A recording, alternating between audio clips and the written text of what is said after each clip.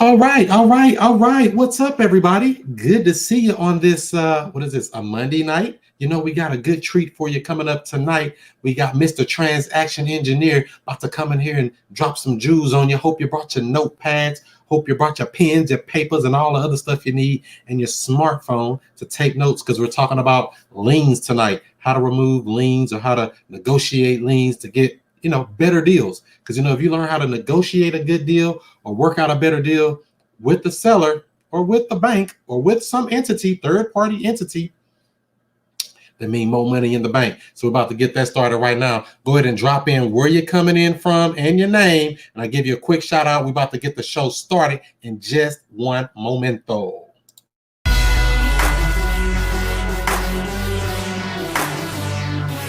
And we have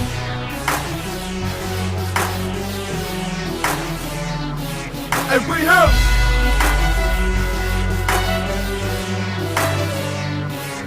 we have Mr. I Stay Woke. And Mr. I Stay Woke. What's happening?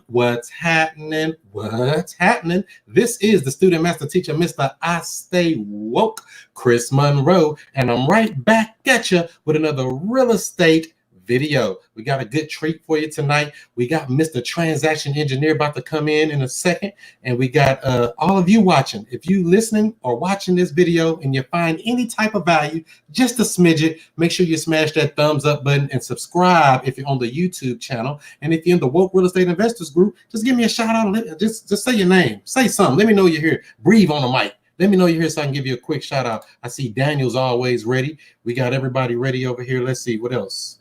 Eddie, when we gonna get some drinks? I don't know what he talking about. He trying to get drunk. We were trying to get him going here.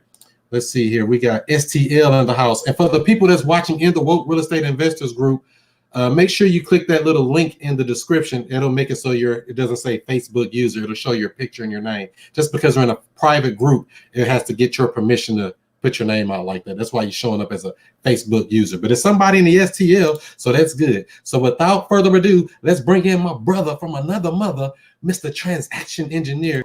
What up, Eddie? What's up, Chris? What's going on? I Stay Woke family. God damn. That's right. That's right. Started, baby. You know it's a good party when we got you on live because I know you bring the energy, you bring the enthusiasm. And for people who may not know who you are, give a little bit of background. I know they might have seen you on Big Brother Chris show or something like that, or somewhere with Loopy G or one of these people. But for people who may not have heard of you yet, drop a little something, let them know who you are and what you do. Well, I'm Mr. Transaction Engineer. Why am I Mr. Transaction Engineer? Why do I call myself that? I name my own self that. Why? Because I'm able to do transactions many different ways. I don't just wholesale. I wholesale, I lease option, I owner finance, I buy subject to, I buy sandwich lease option, hey, you name it, man. And I know how to sell on multiple different ways. To be in this business for the long haul, you got to be able to do creative financing, do deals multiple different ways. So that's why they call me Mr. Transaction Engineer. That's why I put my crown on as Mr. Transaction Engineer. And I'm from Atlanta, Georgia. I've been doing real estate for 14 years. So I was in when the market was good. When it dropped out the sky, we still was rolling. And I'm still in the game, baby. I love it. Hey, I'm a mentor. I'm a lover of the real estate. It's my life. I know that's right. So real estate is really life-changing. Wouldn't you agree? Heck yeah, man. Totally agree. I used to drive forklifts, brother Chris. And I got into a little trouble. And then once I got back home, I started doing, I was studying real estate when I was in. So when I got out, I was driving forklifts. But I was studying real estate. And then my mom paid $5,000 for me to go to this course, right? And it was it was called a Millionaire Maker back then with the Godfather. So it was a 5 days intense real estate seminar, man.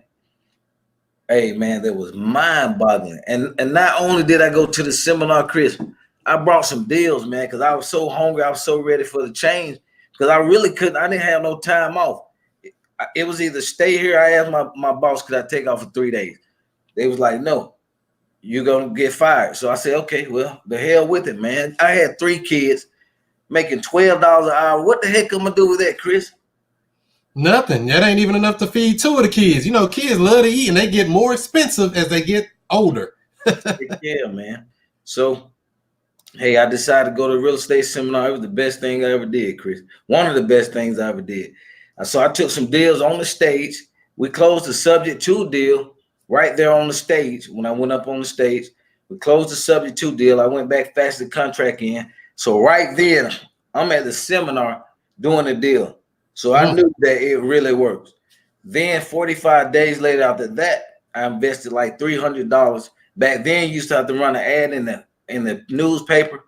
Now that's kind of played out. But you used to have to run ads in the newspaper to find your buyers. So I ran the ad in the newspaper. It cost me about $290 or something like that. Put the house on the contract for $10. About $300 invested, Chris, and I made 15 grand. Man, it was over with, man. After that, it was over. So changed my life forever, man. So your eyes just peeled open like, whoa, why are we working so hard for this thing when I could just lock up some paperwork and get a deal going? I couldn't believe it, man. 2 deals, man, within 60 days. So I knew, hey, it works, man. It works, and that always will work, especially if you know how to do more than one type of transaction.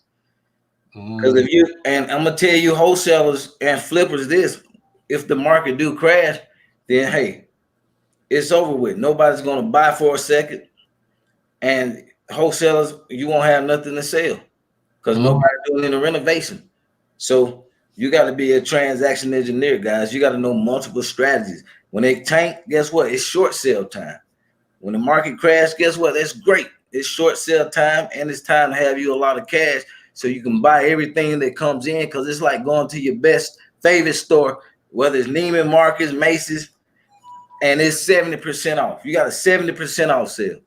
So that's what it's like when the market crashes. I love it, man. I can't wait till it crashes again.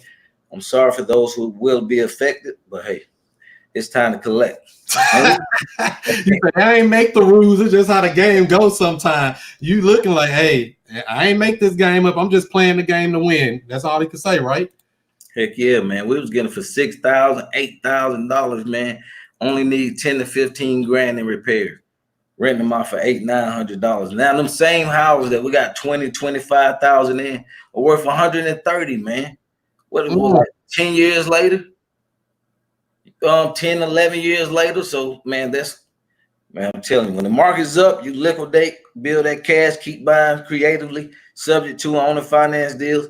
But if you got any with a lot of equity, I would cash out and keep reinvesting, because you want a nice nest egg. Because when they crash, the banks are going to stop lending. Rehab is going to start rehabbing because their money gone, and wholesalers don't have nothing to wholesale. So properties are going to be cheap, man. Wow. Cheap. So that's what I wanted to ask you too. So do you think the market's really about to do this thing? Because people keep saying it's bubbling and it's looking like 2007 and it looks like it's going to happen again, trying to scare everybody. Do you think that's realistic, that it's anything like 2007 and 8? I don't think it's going to crash that quick, man. It's only been about, let me see, the bottom of 2007 when it crashed. So it's only been, what is that, 12 years? 7, 8, 9? Yeah, 12, 13 years. It normally crashes about every 20 years, something like that. It's a cycle, man. It's a cycle. So it happens every, I would say, 15, 20 years. I still think we got some time. Yeah, and I don't think it's anything like 2007 and 8, because they was giving people loans just for blinking. Did you blink in the last 30 seconds? You're approved. That's the kind of stuff that was going on back then. They ain't doing that right now. Well, I heard a different story, Chris. Uh-oh. Are they doing it again? Yeah, I heard they're giving them loans out again. Oh, man. Sign me up then. Where my loan at? Let me get $1 million worth of real estate on just some paper. I know they're doing no docs. So if you got I think you got to have a 740 or 760 credit score. I mean, 760. Come on now. How many people got that? I mean, I guess there are some people, but that's not, that's above average. I guess you're gonna leverage your credit score for this property. I hope it ain't something you're living in. You better be on some investment and make some money. I know, right? So let's see here. So like I said, everybody, anybody that have any questions about the topic we're about to talk about, like I said, the liens or anything like that, drop it in the comments. And if you find any value with this, go ahead and give that thumbs up. I mean, we appreciate that. So we got Roy Harrison giving a shout out. What up? Daniel up in here, giving them a lot. I know that's right. Let's see here. Daniel, what's up, Daniel? Daniel's always around. He's always near. And Daniel get that information, man. He be sucking it up, suck up the information. Ain't nothing wrong with that. So, so you say you've been in the game about 14 years. So you've seen a lot of ups and downs in this game. And so in regards to the topic we're talking about here for tonight, liens, encumbrances, things that are stopping people from getting deals. What are some of the type of liens that you've come across? So we know about tax liens and things like that, but what are some other type of liens that you've come across where you had to work some magic and try to make them go away? Well, HOA liens. We have HOA liens, IRS liens, utilities. Man, you name it, man. All kind of liens. I'm gonna tell you about when the market crashed. This is how we learned about the liens. When the market crashed, hey, we converted over to short sales. So when you start doing short sales, you run across people with every type of lien possible. I'm talking about every type of lien possible. HOA, utilities, credit card bills with liens, lawsuits, IRS. Man, you name it, man. It's just something you got to negotiate on. So when it comes to HOA or home association fees, I guess that's only in condos and some neighborhoods. So are they willing to negotiate and work a deal with you on those type of properties when you come across them and they have those type of liens, or is that something where they're like, we want our money, we're not negotiating, get my money? Well, it depends on the HOA community. So, but a lot of times they will negotiate, especially if the homeowner haven't broke any promises. Now, if the homeowner never got in contact with them, and then you go in and negotiate for them, a lot of times they'll take either payment arrangements or they'll take a discount. Okay, so that's good to know. So out of the different types of liens that you just named off, like tax liens and things like that, are any of them that you've come across in your past that they just won't take a discount, you're going to pay it, we ain't talking no negotiate, none of that crap? Well, I would say HOA liens, some of those companies are stern, they want their money. So I'm like that. I'll say more HOA liens than anything. IRS liens, you usually can have removed. Get them removed. See, I take the camera off so they don't see you take that nice sip of drink, but we're going to come back. So IRS liens, what you do with them now? Yeah, you can have those removed. That's right. That's right. So you're a transaction engineer. I'm just a cameraman engineer. I got the camera moving it around. So that's cool. So that's a difficult one. So what about easy ones? What are some of the ones that you would think are some that are easier to negotiate with, the more lenient, that are willing to work with investors or third parties or people that are trying to get that price down? The IRS liens are pretty good, but it takes a lot of work with the IRS. You got to call. Man, you're on the phone, sometimes hours, man. It's just so hard. I don't understand. They collect all the money. I don't know why it's so hard to get through to them, man. Really? I guess they need to hire more people. Yeah. The utilities, you usually can get those removed pretty quickly. Now, most of those utility companies they're going to want to be paid off. That's what I was getting ready to ask you. So they want their money still. Does it might take a little bit discount, or what do they usually do? Sometimes they'll take a little hit if the homeowner's behind, like in foreclosure, and you can submit like a hardship letter with that foreclosure notice, then they'll work with you. So basically, they work just like the bank. Like, prove to me you can't pay this. Show me that you can. Send these documents. Send your bank statements. Do they go through that whole process? Yeah, and that works great, guys, on damn near all liens.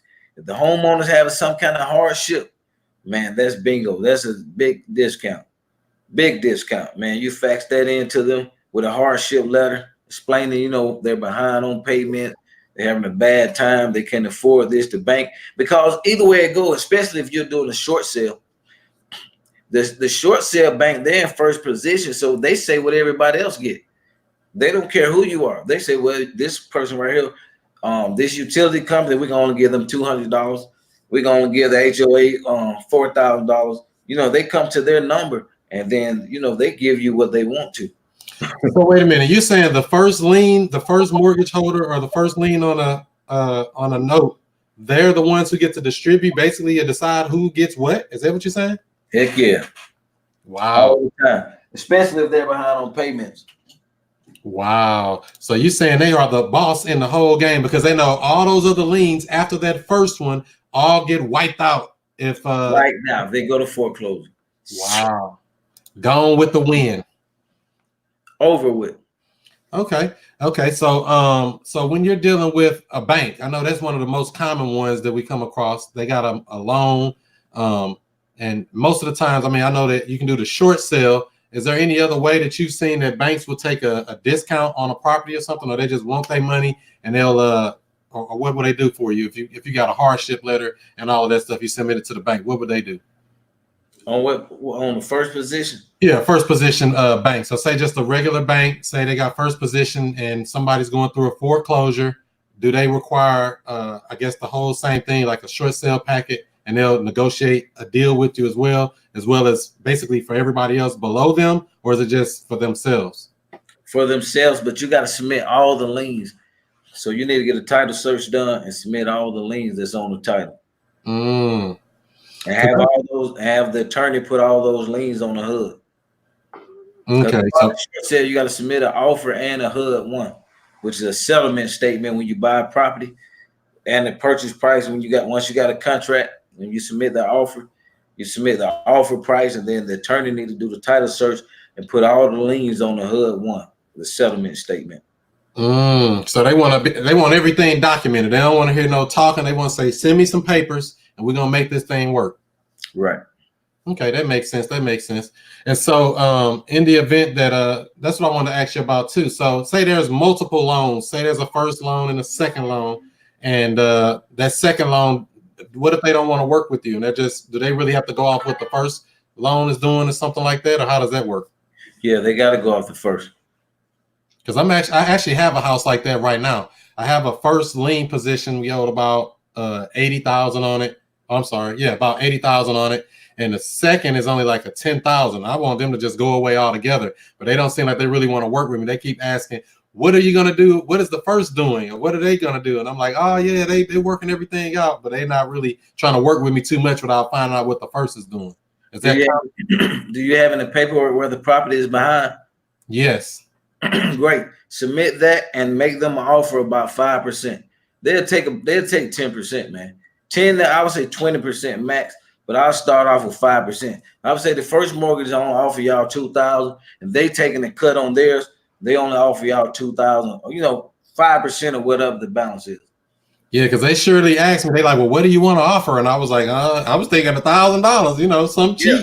I just want to get it gone. I don't want them there because it's an unnecessary payment. It's an extra $200 a month going out that could be just cash flow staying in pocket. Yeah, I love those, man. We, especially if it's two different banks, that's all we do. We short sell the second one, take over the first, so we create some more cash flow. Those are my favorite, man. Yeah, I definitely need to do that because the first loan is with Mr. Cooper and the second loan is with Fifth Third Bank. So two different banks. Yeah. Fifth Third to take a discount, man. Offer them about 1,000 or 2. And get them out of there. Yeah, man. Tell them this is all the first is offering you, man. This it. And send in the paperwork that it's in pre-foreclosure. Say this is all they're going to offer you, or it's going to go to foreclosure. Yeah, so do they even check that stuff, or do they just go off what I tell them? They can't check. They don't have no authorization to speak on your account. So they can't even check. So that's why you said show them the paperwork that this loan is behind, prove it to them. Look, they're about to go to foreclosure. Keep playing around, and then they'll go ahead and work a deal with you. Now that's a nugget right there. Yeah, man. That's how one of my properties I lived in, I took over subject to. It had about a $30,000, $40,000 second with Wells Fargo. Man, we got it for like $2,000, man. Woo! A good amount of payment out the pocket. Then we lived in the property and rent out the basement for like $800 a month. Woo! Just killing them, man. So you just love to see them with second mortgages from another bank. So what? get excited, boy. Okay, that made me get excited. So you just get a big discount because it's the second lien on the house. Wow. Yeah, because man, if the first foreclosure, they get nothing, nada. So, Nothing.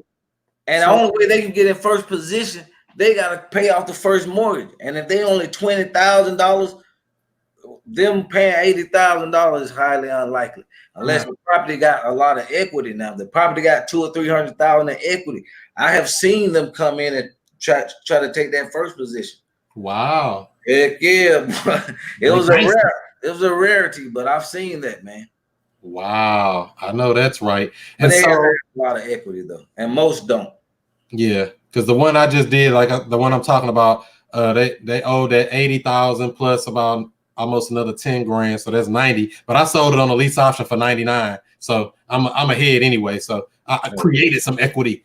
Damn. That's how you do it. In there, baby.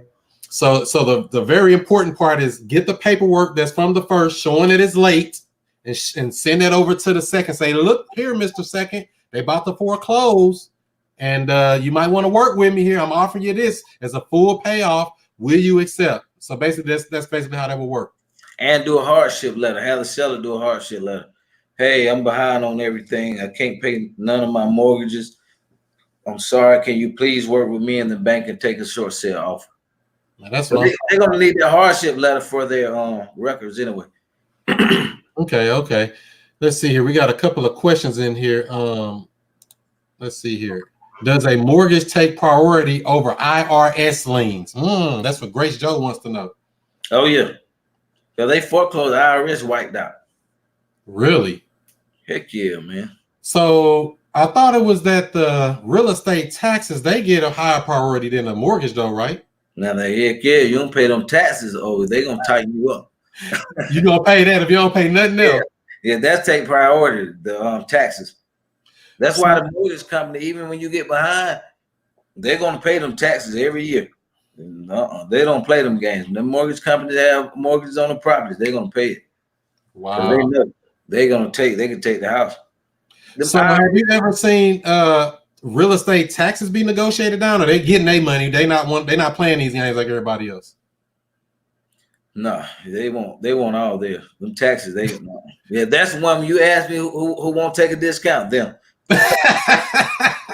We want our money, man, and ain't nothing you can do about it. Nothing. Wow. So that's a good question, Grace Joe. Thank you. Let's see here. A Facebook user that didn't click that link in the description there. Can you remove a partial deed of trust from the Secretary of Housing and Urban Development or negotiate a discount on it? So from HUD, can you negotiate something from a HUD lien, I guess? Yep. As long as you can show proof that the property is behind. They're having a hardship. So even if you don't have a foreclosure notice or letter, you could just get an old statement, showing that they're 2 or 3 months behind, and a hardship letter. Dang, that's some powerful stuff, man. That was worth the price of admission right there. Just that little sprinkle.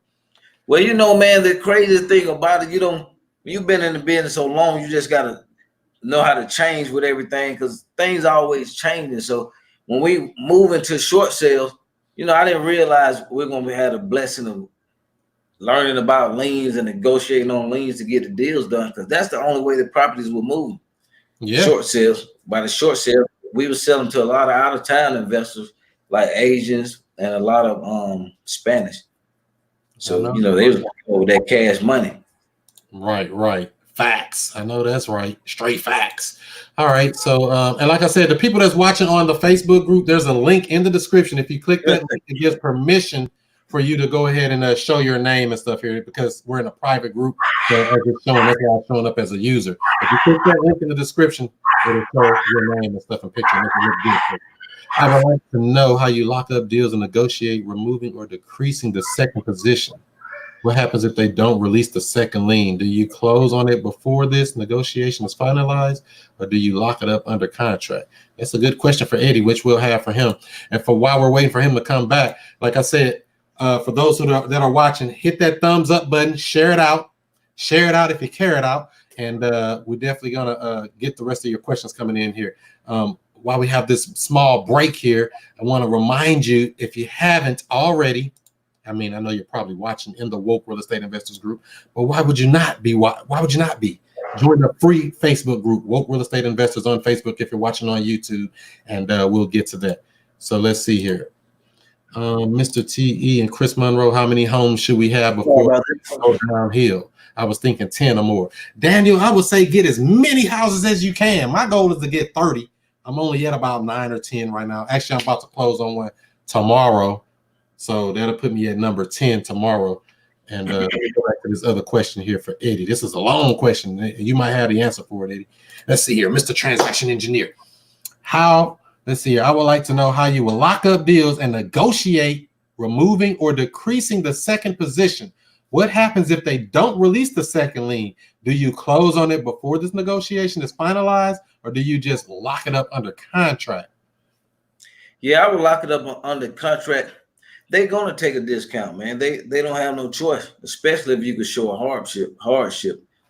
So I've never seen a second never take a discount because they know they're not gonna get anything.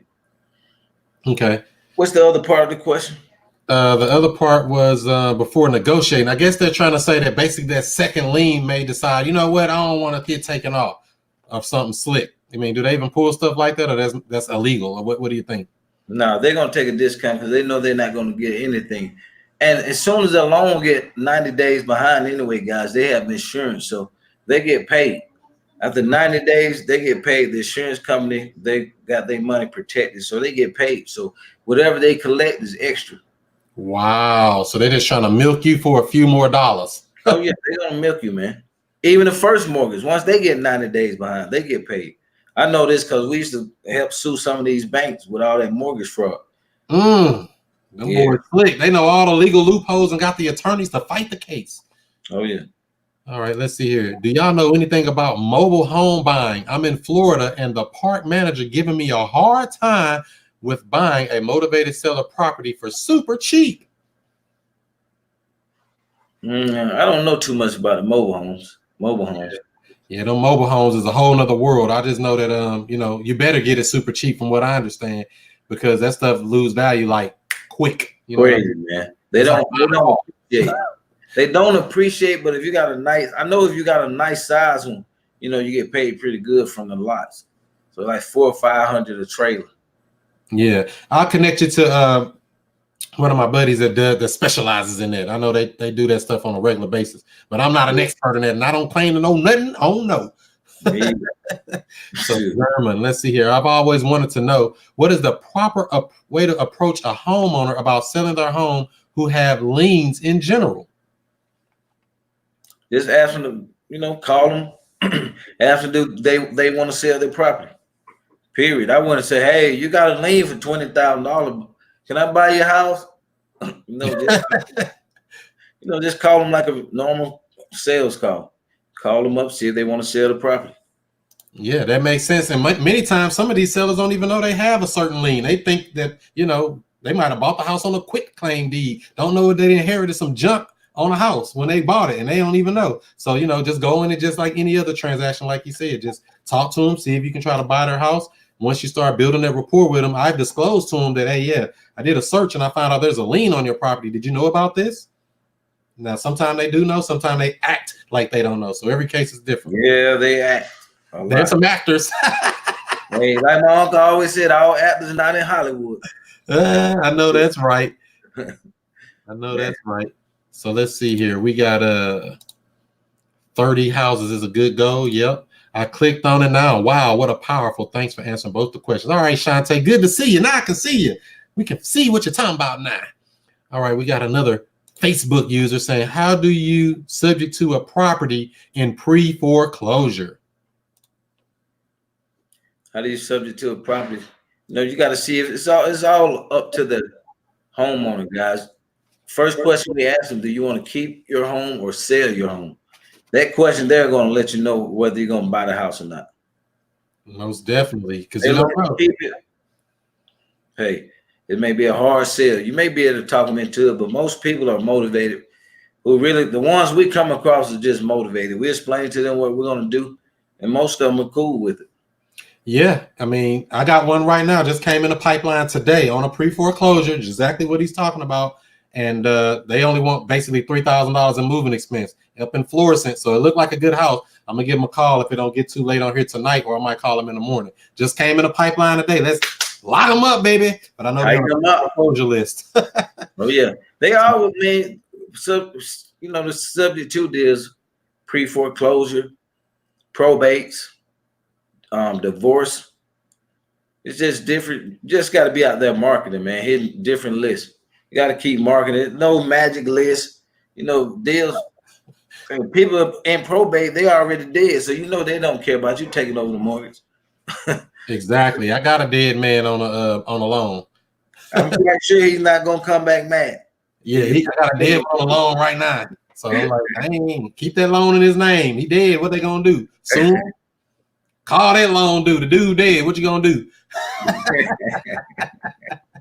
Taking that dirt nap. But all right, let's see what we got. All right. Do you offer consultation calls that can help with walking us through negotiating these lien releases? From Shantae. Yes, I do. You can go to my website, MrTransactionEngineer.com. Facebook and YouTube, the same, MrTransactionEngineer.com. Instagram, the same. But go to MrTransactionEngineer.com for the consultation, to sign up for that. We working with a company too, Chris, that once you book a consultation, you'll be able to go automatically to Zoom. You can book it through Zoom off your phone. So I'll let you know about that. I know that's something you do also. I know that technology hit game. It's like bang, bang. Every time I look up, it's something new dropping on. New, man. I love it though, man. I can't keep up with all this stuff. It's like, good night. All right. Every month it's something new. Owner financing scripts, ? I guess that's asking, do we have owner financing scripts available? Do you, Chris? I have scripts. I don't even use scripts. I have guidelines to kind of help you stay on track. It looks like this. One sheet of paper has everything you want to know about a seller, about their situation. It talks about the seller situation. It talks about the condition of the house. It talks about the property, how we're going to work the deal. All on one sheet of paper. It's a guideline. I don't really do scripts, just to keep you on track, to make sure you do cover all the proper questions that you want to do when you're talking to somebody. And you can get that at wokerealestate.com. All the contracts, cool gear, and coaching. All of that more is at wokerealestate.com. Check that out. Good question there. Owner financing contracts, same things. All the contracts and all that stuff you would ever want, is on there. Let's see here. And you're back here. Mr. Transaction Engineer is back. Let's see here. They're normal people. They normal people. Good answer there for the Facebook user. Like I said, hit that link in that Facebook description to make yourself come up as a regular person. Who normal people? They were saying that when you're talking to people, I guess they're trying to say they normal people. Just talk to them like they normal. Like, oh, but you got a lien. I'm gonna talk to you different.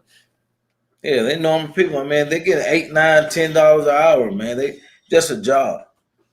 So it's not like it's their lien. Like they say, oh my God, but this is my money. I can't release it. They just want to get the deal done. They'll tell you what they need. Okay, well, it's a hardship. We need this. We need this. We need this. Now I have seen a second mortgage go out and do a BPO. Really? Yeah, I have seen that. So, and for people that don't know what that is, what is a BPO? A BPO is a broker's price opinion. So they'll pay a realtor $50 to $100, or sometimes $150, to go out to the house, take pictures of the property, and give an opinion of what they think the property is worth. Easy money for them, man. They like, I go out and do that all day, man. I just make up something. Yeah. So. We got a froze up here. You froze over there. I don't know what happened, but nevertheless, I think he was about to say something about when you come across dealing with a broker price opinion or a BPO, you want to be there with them. They don't really want you to be there with them. You want to go there with them when they're going out to the house, so you can kind of influence, if you know what I mean, and try to help them out and say, hey, yeah, man, it's worth about $60,000. Did you notice that? Did you notice that? Did you notice that? You see all these rats? You see all these problems on this house? And they try to do that like that. Mr. Transaction Engineer, I think you froze or something over here. Still froze. Is it my thing froze, or is it that? Hope it's just on that camera, on that thing there. So Hopefully I think that's what he was talking about. He'll pop back in here in a second. Do you offer consultation calls that can help us with walking through negotiating? Yeah, we did that one already.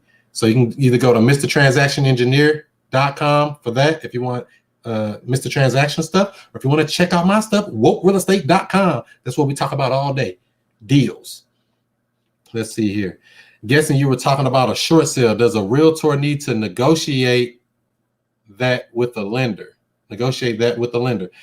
Okay. From what I understand, no, you do not have to be a real estate agent to negotiate that. You can do short sales yourself if you know how to talk the lingo. Now, if it's a bank listed property, you're gonna have to go through it. Most definitely, you're gonna have to go through that with them, and yeah, you're gonna have to do that. Let me see something here. Okay. So we're good here. Are we still good live on here? I know that he popped off, but I want to make sure we're still live. Can you still hear me? Give me a thumbs up if you can hear me. Holler if you hear me. So let's see. In part 2, how low will the bank usually go on taking a loss? We don't know. That's yet to be determined. You know, you give them a good faith offer on what you're willing to pay, regardless of, you know, what you think they'll take, because you don't know. Sometimes they got to get that stuff off the books. And if you got everything lined up, your paperwork straight, you got your proof of funds or whatever they're going to ask you for and that thing, you're good to go. So that's what I would do. Yeah, you don't know how low they'll go. That's why I say offer them what you're going to offer them. Just like it was a person on the street. Numbers are what the numbers are. I can hear you. Okay, thank you. Appreciate that. Good to go here on Facebook. Thank you. Thank you. All right. All right. So let's see here. Mr. TE froze up. I guess he'll bounce back in here if he get a chance. But you can drop in any other questions you may have here. And while we got this brief time out, I'm going to remind everybody that coming up here in March of 2020, I'm going to be doing my first speaking event down in the Smoky Mountains of Tennessee.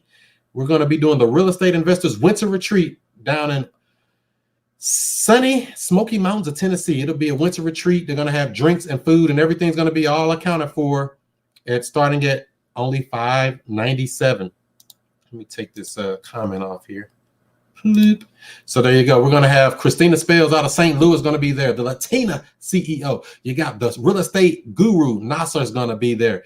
You got Sister Shanika coming in swinging hard out of North Carolina, and me, Mr. I Stay Woke. Come on out and check us out March 5th through the 8th. Get more information. You can go to wokerealestate.com and check out the events page, and you'll see more information on that. If you want to know more, go on and hit the flow. Let's see what we got here. I think we got a couple more questions that some popped in here. On a subject two, how do you handle the back payments on a pre-foreclosure? Good question. Many times you would have to bring that loan current. You know, depending on what you work out. If you can work out something where you can get a reinstatement amount that is reduced, you want to go ahead and get them in there. And I got Mr. Transaction Engineer back in the live. So basically, if you got a back, you're going to deal with the back payments, either bring it current, work out a deal with the bank. I've even worked out a deal. I'm working on one right now where the payments were like $900 a month. They put me on a 3-month payment plan at like $500 a month. And they said, if we do that good, they'll renegotiate and put the rest of that on the back of the loan. Is that the same thing you've come across, Mr. Transaction Engineer, something similar? Oh, yeah, man. We always, if we catch them in time, man, we like to work with the homeowner and go back in and modify the loan. So some of the mortgages is $20,000, $30,000, $40,000 behind, man. We modify them, start over with a lower payment. They add them to the back of the mortgage, and, hey, we keep it moving. Keep it moving. I love it. When they sent me that, I said, oh, man, y'all on point for that.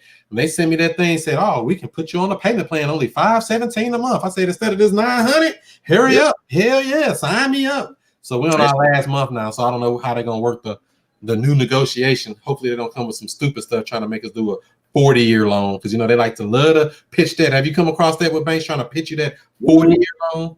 Oh, yeah, they want to extend it as far as possible, man. Hey. They don't never want you to get out of the mortgage, man. Why? Because that's residual income every single month. Who want to cut out the golden goose laying the golden eggs, man? Them golden eggs coming in every month like clockwork. People think the banks really want them houses. They really don't give a crap. That's why they don't care if you take them over subject to. They want that money, man. They want that residual income popping every month. That's right. They want that cash flow, because cash flow is king. They want that money. Yes, sir. Ain't nothing wrong with that. All right, let's see here. Awesome deal, Chris Monroe. Worth the price. I know that's right, Daniel. Let's see what else we got here. Who do you make the payment to when catching up a delinquent mortgage on a pre-foreclosure? The trustee or the bank? It depends on how close you are to the. I know in Georgia, it depends on how close you are to the foreclosure date. Georgia, we're non-judicial, which means when the bank forecloses, they don't have to take you to court. They put it in the paper. We're gonna foreclose in 30 days, and your ass out of there unless you file a bankruptcy to catch up the payments. They say hit the road, Jack, and don't you come back. Now, North Carolina is a judicial state, so we're dealing with the trustee on one. We got one now. We closed on today, so we had to get a payoff from the trustee of everything owed, and so we caught that up. Okay, so we did that. Good. So what's the most you've put as far as catching up a loan? How much you had to drop, the most that you can remember that you had to drop to catch up a loan? Probably about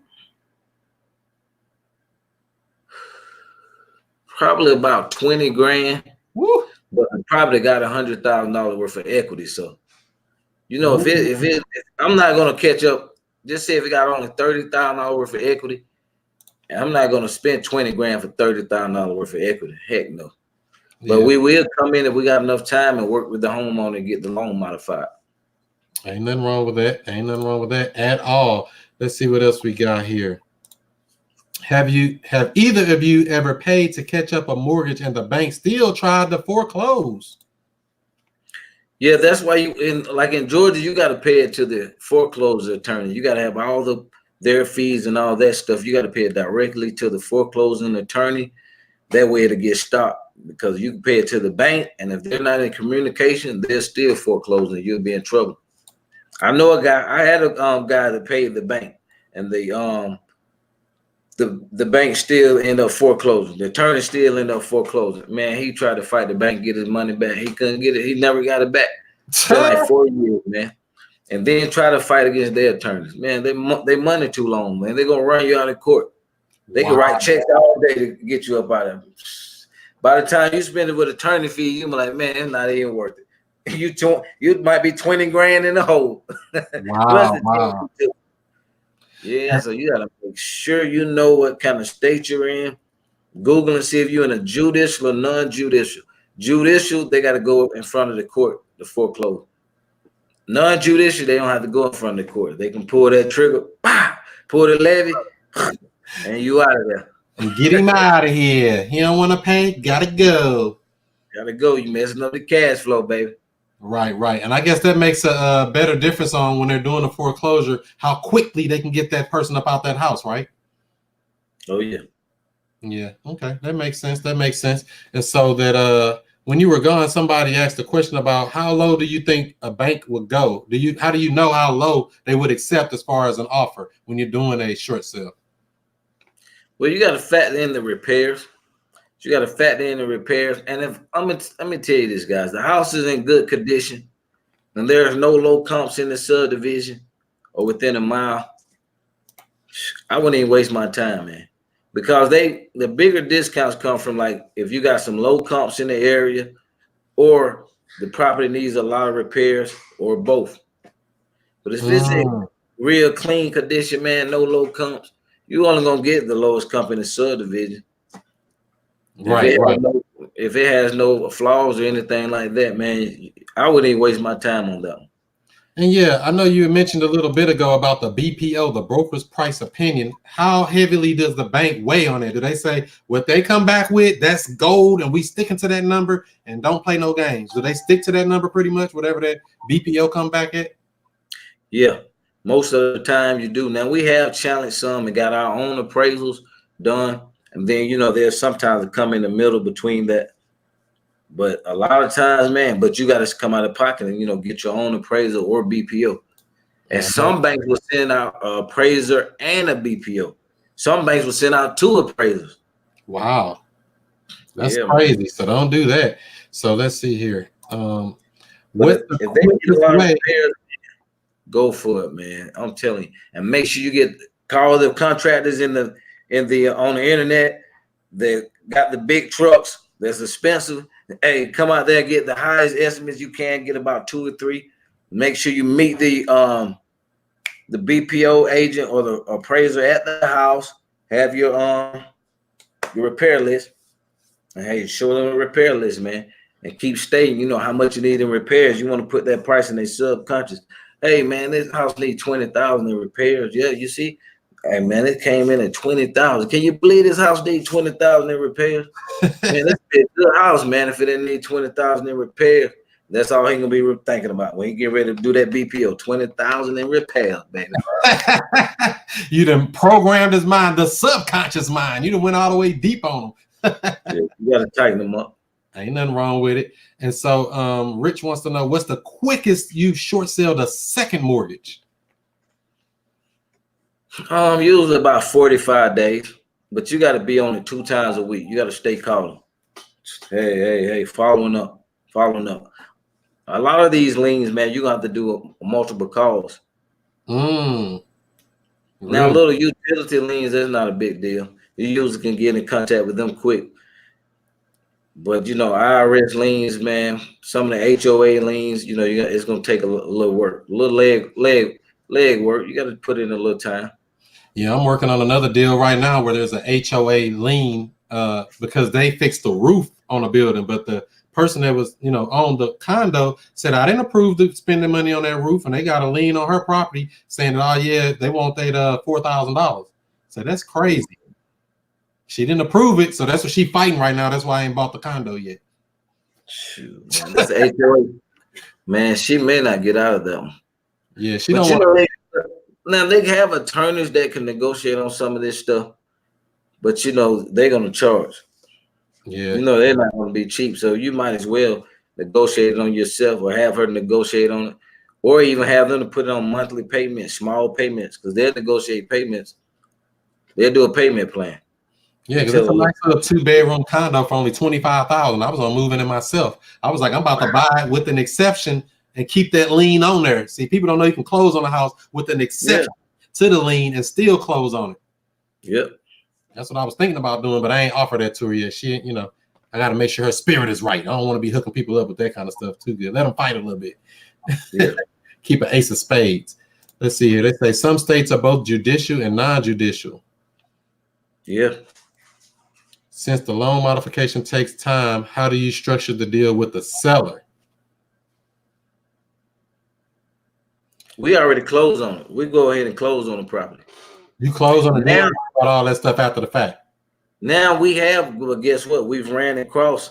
So every bank different. Some banks do a title search, some don't. So when we've taken it over subject to, we have had banks say we're not going to modify the loan until you deed it back over to the seller. Wow. So how do they know? How do they know the seller doesn't have the deed in their name anymore? Are you closing in a trust or just closing an LLC? We close in the trust, but they want to see the trust document. I had one bank, Chase, an example. They want to see the trust documents. Then the trust documents had the owner's name. Wow. And then they still wanted the doggone house out of the trust. So we had to deed it back over to the doggone seller. Thank God we was cool with the seller. But we had him go to escrow and re-sign the deed, you know, keep it with the attorney. So when it was over with, the attorney just refiled the deed. Yeah, and that's a good tip to try to keep in contact with these people, you know, or at least be on good terms with them. Because I got one right now that I bought one from, and I can't find them. I hope I don't ever have to find them. We got the power of attorney and all that, but hopefully I never have to go find them because some come up. I don't know. Man, that's why we do a power attorney. We do a power attorney that, you know, specific with modifications, all that stuff. That we can sign off on everything. We have them joke sign because, like a lot of times, like you said, most of them who sell these properties subject to, hey, they gone, man. You don't even hear from them. They out of here. Yeah, they be ghosts. You be like, man, where they go? And you can't find them, especially if you paid them some money. They really gone. Like, man, I paid. I don't own that house. I don't know nothing about it. They gone to Mexico. So if y'all got any more questions, drop them in here, and we'll try to get them out here before we wrap this thing up in a moment here. Let's see here. I think we got another one here. What is this? Is having a trust a good idea in real estate? If so, what are the benefits to having a trust Mr. Transaction Engineer? The land trust is basically for asset protection. So it's to protect your properties, so nobody won't know, who owns the property. So just say I got a cousin, right? He was in one of his companies went under or something like that. So now they've attached $150,000 lien onto his property, Chris. And guess how much equity he got in there, man? It's kind of mind-boggling, man. But he bought it when the market crashed in 08. He bought it when the market crashed in 08 for like $300,000, man. The house is worth $550,000.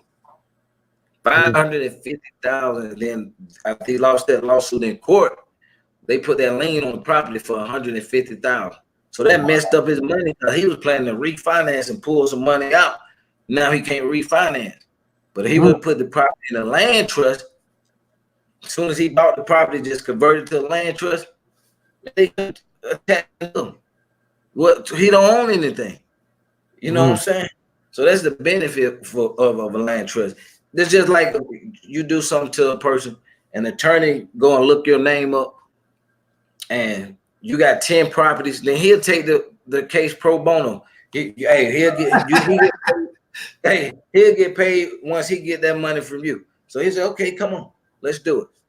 But they put your name in and you don't own anything. They go like, well, you need a $5,000 retainer. Mm-hmm. Now that'll make the person who's trying to sue you think, is it even worth it? He don't have nothing. I'm indigent. So, I own nothing. Nothing. But control everything. Control everything. That's right. That's right. Say, because you put them properties in your name, because that's how we can look up all these people now. When we buy a house, we can just look them up. Oh, Joe Smith own this. Oh, look him up. Here's his phone number. Let's give him a call. It's too easy. But I got people mail though. And then they want to tell me, how you get my number? Shit, your name on the house.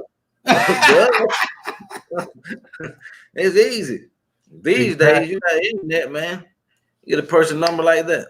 Your name is on the dang on thing. And I tell people, do not put them properties in your name. Put them in a trust. And then I put an LLC as the beneficiary, and I'm underneath that. So I got layers. You want to come after me? Just practicing, baby. You're practicing. You gotta have layers. That's what all the wealthy do, guys. All the people that's really rich, even your president Donald Trump, look them up. You're not gonna see nothing in his name, man. We gotta protect your assets, man. That's how the rich stay rich. They're not sitting here letting everybody sue them and take their money and take their equity and put liens on the properties. Yeah, they have mistakes and fumbles and mess up too, but you're not gonna get much of their assets because they're protected. Bank accounts you can put in trust, cars you can put in trust. Man, put everything in trust. That's right.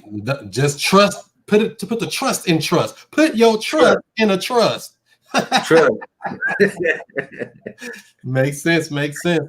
So that's so this is a real good question here. Let's see here. I've had this question come a couple of times, and I never had a good answer for it.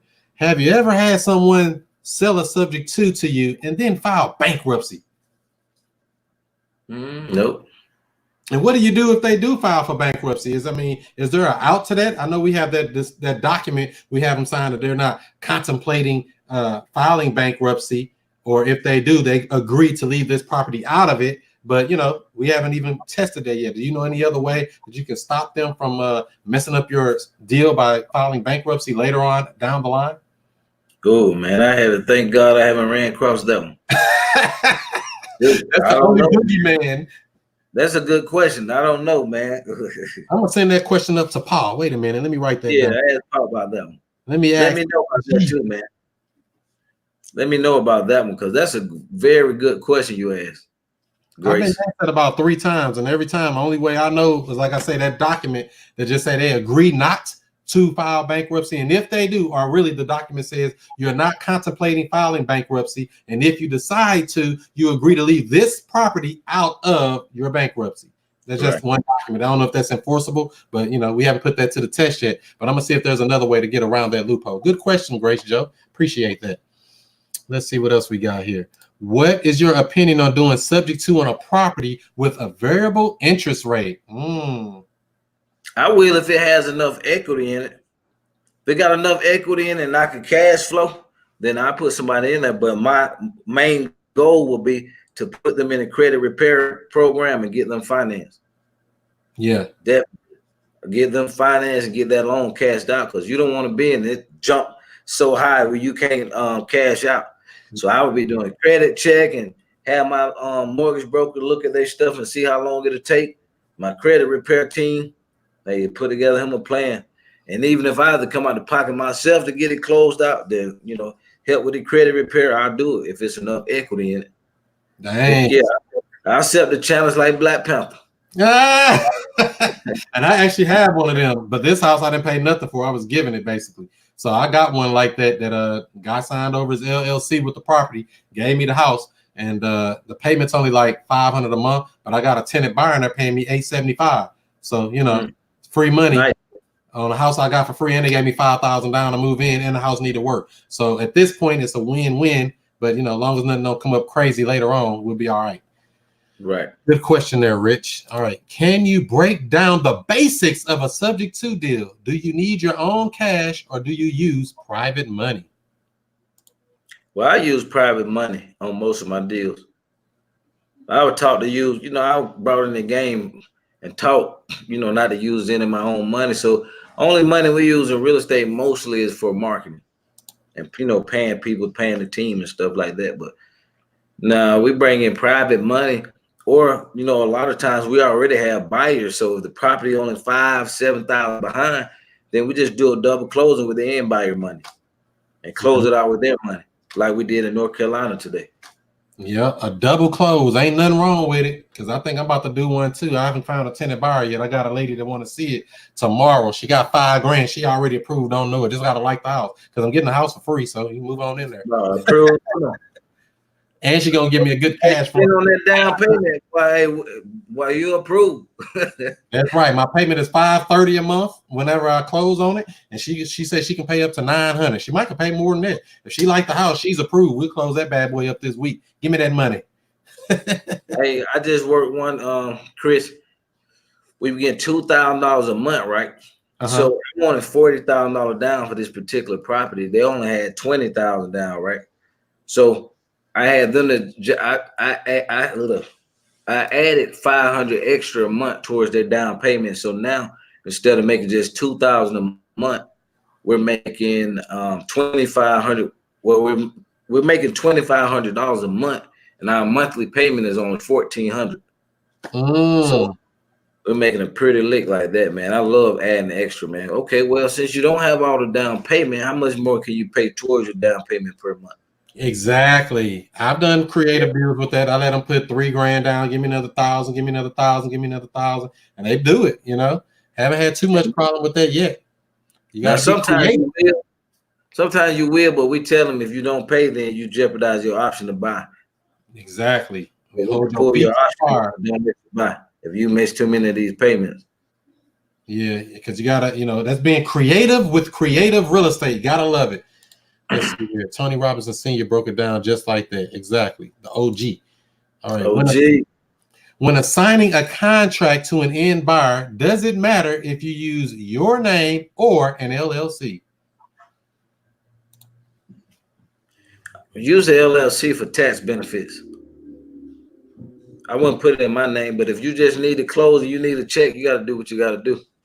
Ain't nothing wrong with that. Just cut the check, man. Just give me my check. I don't want no delay on my pay. Yeah. Don't let that stop you from getting a check, but you can just put it in the trust, close it in the trust, and hey, flip it in the trust, in the land trust. It costs what, $25 to record the deed, $30 to record the deed. You got a land trust. Boom. Easy money, man. Mark Dillon say, I've been cold calling pre-foreclosures list from my city courthouse, and they act like they're in no rush for help. And they tell me they're filing for bankruptcy and they don't want to do anything. Well, I'll tell you what, Mark, deal with people who want to deal with you. If they don't want to deal with you, don't waste too much energy on them. Move on. There'll be another setup coming out tomorrow. Matter of fact, well, I know in Missouri here, they file different people 6 days a week. A new set of people come out Monday through Saturday that's getting foreclosed on. So just go to the next one. Don't waste that much energy on it. Would you agree, Mr. Trent? Yeah, it's a numbers game, man. You just got to run through them. Some will, some won't. So what? Someone's waiting. I know that's right. Does the power of attorney help you negotiate the loan modification? Give some examples on how the power of attorney can help you in a subject to. Well, in the subject to, you can sign for anything that comes, pertaining to the bank. Any bank documents, you can sign for them. You can sign a short sale document for them with the power of attorney, modification documents, all that stuff. Make sure you get a copy of their license too, copy of their ID, front and back, and the power of attorney. Wow. So they ask you for an ID and everything. It's getting real silly out here, huh? Well, no, they don't ask you for that, but we like to keep it for our records. Just have everything documented because everything's on paper. You're right about that. I got a file cabinet in there full of all my tenant bars, my sellers, everybody, all their stuff ready to go. I can look them right back up, even though I got it. Hey, do this, Chris, too. All y'all out there doing subject twos, man. You may have the hard file, but make sure you download a copy to your laptop, man. Because I had a mistake. I had to pay a tenant buyer $5 or $6 grand back because we had a hard file, but we ended up moving and we filed eviction on her, but we couldn't find the lease in time. We couldn't find an option agreement in time to get it in court, to win the judgment because she was behind 2 months and we evicted her. But because we didn't have that freaking option, man, we couldn't find it located at the time. She was awarded her money. Wow. So how did they know that she had an option or a deposit? How did she know? How did they prove that she even had that? She brought the option agreement. Oh, she brought it in there and said, look at here, I want my money. No. She didn't. I'm sorry, she didn't bring the option agreement. She had a copy of the check that she gave to us. Oh, the proof of payment. Oh, wow. So if you had that document, that would have said she had an option agreement on ass for grass because it said, that she blew it. Because they about the option, you could lose your right to option and all that. So that was a valuable mistake, man. Valuable lesson, y'all. Learn from that. Make a hard copy and download your copy to your laptop. And see, that's the thing. See, all of my documents I do through DocuSign or through a digital service where basically everything's in cyberspace anyway. It's always out of the cloud. Shit, a couple years back, man, we didn't have no cyber clouds and all that stuff, man. Everything was on paper, baby. Paper, man. Faxes and all that crap, man. So it's a blessing now to have all this technology, man. I know that's right. Good info, fellas. Thank you, Afro Mystic. Let's see here. Thanks. Looking forward to the answer. Oh no, there. Chris Haskins is a beast on trust. That's right. Talk to big bro Chris. Let's see here. Part 2 of the question. How can I flip the seller into a motivated seller? Well, Mark, I'll tell you, you trying to flip and create something that ain't there. Just get you some more leads. You got to get your lead generation up. You're not talking to enough people, evidently, because you don't want to spend too much time on these dead leads. They dead, put them in a follow-up sequence, move on. I don't advocate taking too much time on somebody that ain't motivated. Either they want to sell or they don't. If they want to sell, work with them. If they don't, move on and get the next deal. Because you'll waste a lot of energy on these people, and they're bloodsuckers. They're biting on your neck. On to the next one. Hey, man, check this out, man. We had this freaking guy, pre-foreclosure seller, man. He may have 30, 40, maybe I'll say 30,000 in equity. House is in terrible shape, man. Man, he was on the house probably 20 years, man. Refinanced a couple of times. Man, he didn't put one quarter back into the property, brother Chris. Man, I'm talking about the furnace didn't work. The outside unit didn't work. Man, the dishwasher was broken. Man, he was living real reckless, man. Nothing worked. And then he's $20,000 behind, and he got the nerve to want $5,000. Pay me for the damn buy this rag ass house, man. They say you got to pay me to take it, and I had an opportunity like that house I told you about earlier that the guy gave me. He could have gave me $5 grand and close it, or he could have gave me some money to take that out. But I didn't know at that time that, hey, dang, people pay you to take a house. Yeah, they do. I was glad to take the free house. I'm glad to take it, but I could have got $5,000 from him, $5,000 from the tenant buyer, the free house, just a win-win-win all the way around on an adjustable rate. So that's the only thing tricky with it. It's adjustable. Yeah. Yeah, so that was if you got a little equity in, I'll try to go and cash it out. Yeah, I mean, it's very little equity, like Very little, like less than 10 grand. Like it's small, like not even worth looking at. Baby money. That cash flow on it. Right, right. Grace Joe says, can you talk about the process of negotiating liens? Well, basically, you got to have authorization to release form, from a seller authorizing you to speak on their behalf to whoever that entity is, whether it's the IRS, whether it's the second mortgage. So you got to have that loan number on there. Just do your authorization to release. You can Google that authorization to release form. And if it's a bank, then you can put Chase authorization to release form, because different banks want their own authorization. If this is a smaller bank, you can send in a generic form, or IRS. You can sometimes they got where they do have authorization form, IRS. So different entities have authorization forms, and once you get that, then you fax it in, then you call in, tell them what you're looking to do, and they're going to tell you what documents they need, and then you just play the game, get the documents in to them, and follow up every week, or every other day until you get your release paper. They'll send you a release on what they will accept. Like if it's a mortgage, second mortgage, they may say it's $30,000. We will release the lien for $1,000 or $2,000. So Wow. it just varies.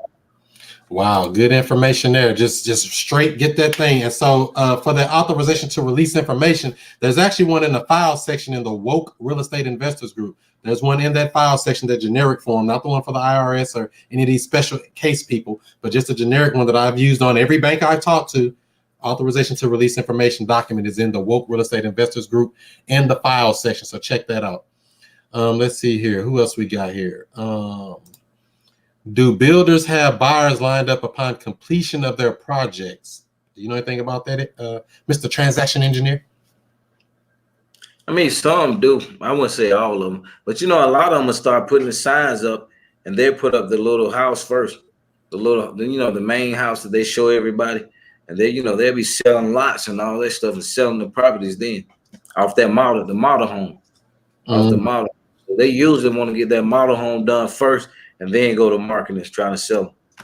Right. And hire real estate agents and list them, all that good stuff. All right. Here we go. Like we got a long question from Chris Birch.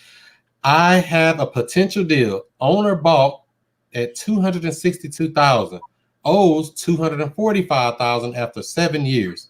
They want out due to medical reasons and job loss. Comps across the street is 340 to 360. What is buy and exit strategy? Shoot, what do they want? Exactly. That's a good question. We don't know what they want. And that's the position on all of these deals, guys. You gotta go talk to the seller. Ask them, what is the best case scenario for you, Mr. Seller? What do you hope to gain from this? How do you feel about this?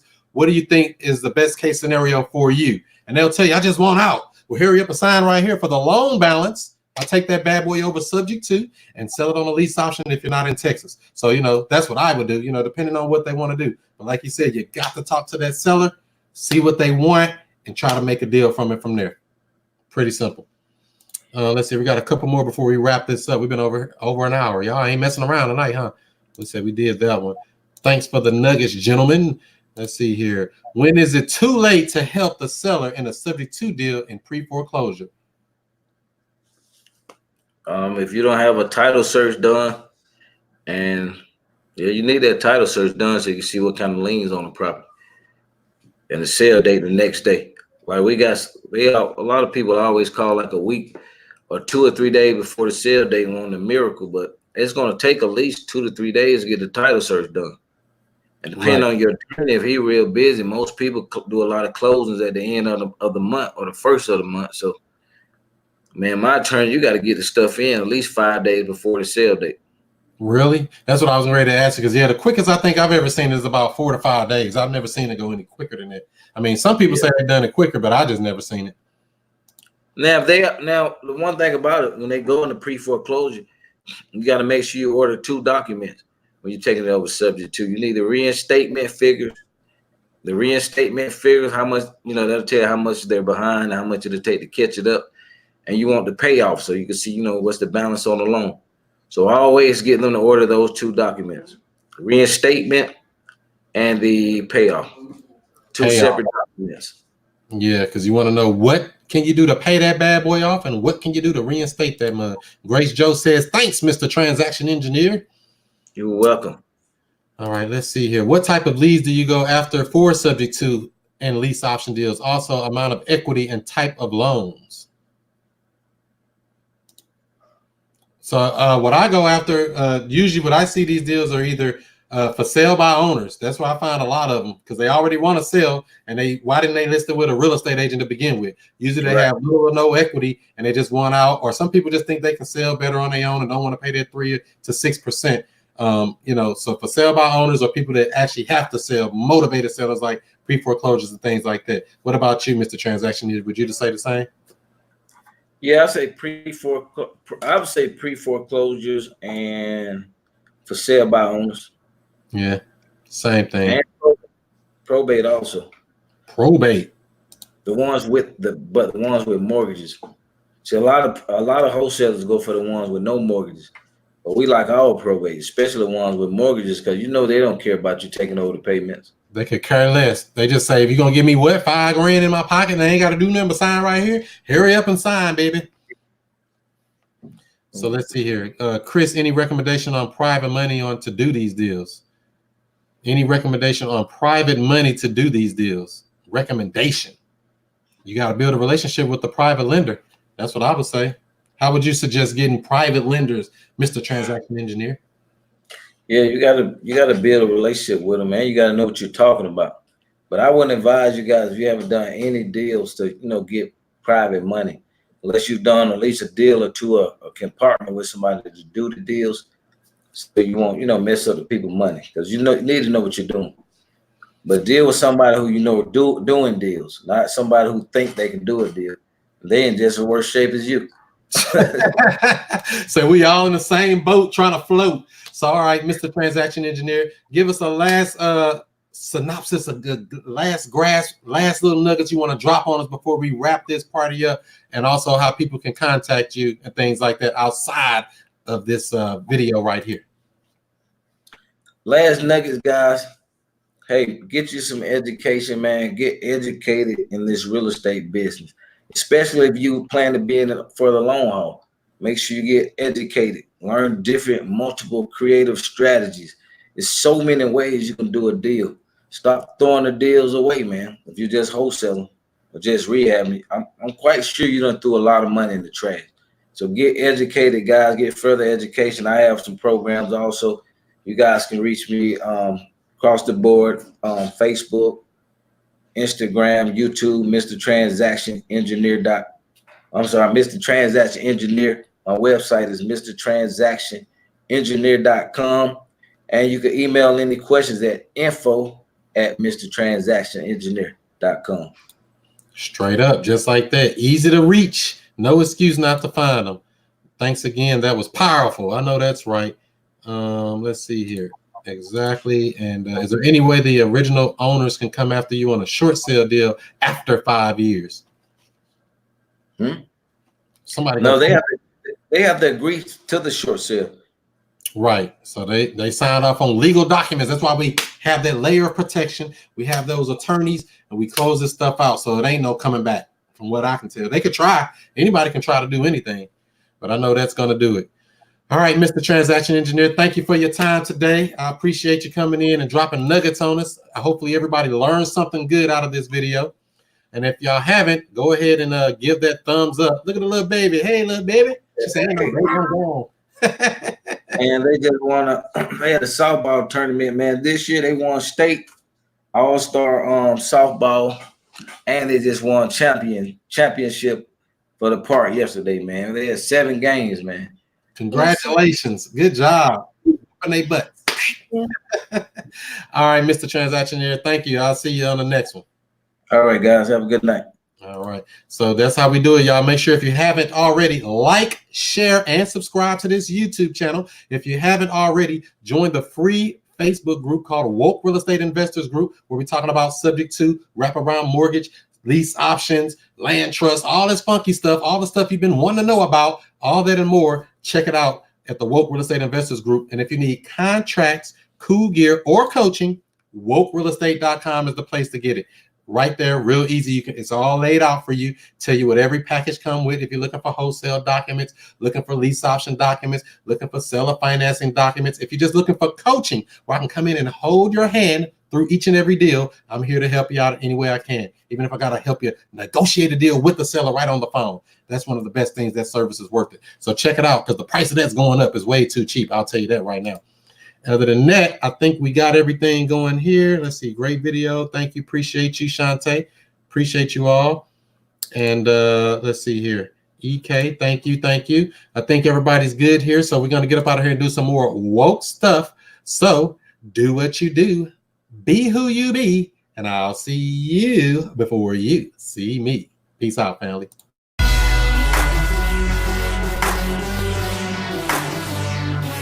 And we here.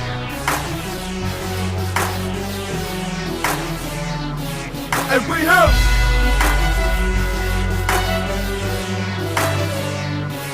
And we here. Mr. I stay woke.